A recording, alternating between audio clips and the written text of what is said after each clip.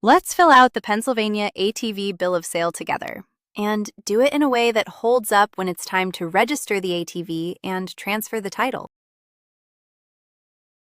Start at the top with the date of sale. Then the seller's details. In our example, that's Anna Baker, with her address, phone, and email.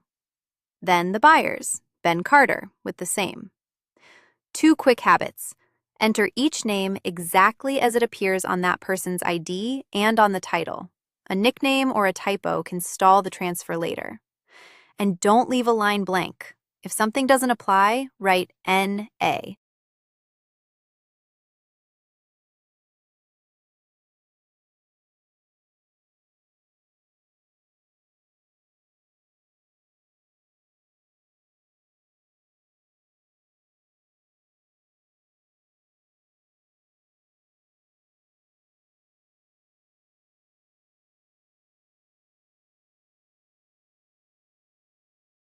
Next, describe the ATV, the make and model and the year.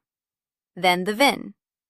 Type the VIN exactly as it appears on the title or the ATV.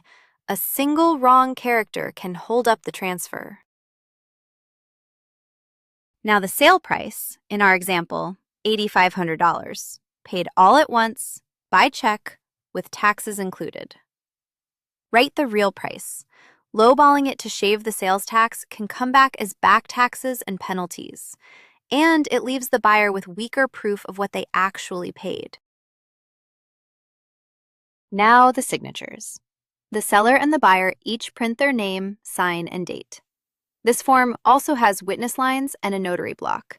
Use them only if your state requires it, or add a witness for extra proof. Then make 2 copies. Each side keeps a signed one. If you're buying or selling an ATV in Pennsylvania, here's what you need to know about the bill of sale process. First, let's talk about where to sign. Pennsylvania requires you to meet at a notary, a tag service, or a motor vehicle dealer to complete the transaction. So you can't just sign at home and call it done. Next, the title. You'll need a Pennsylvania certificate of title to transfer ownership properly.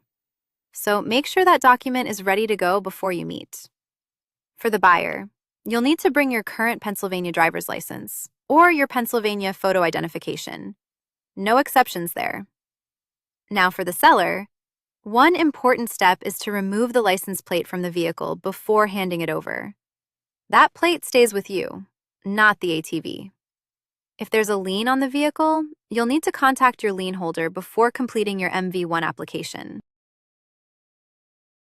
Remember, this is general information, not legal or tax advice.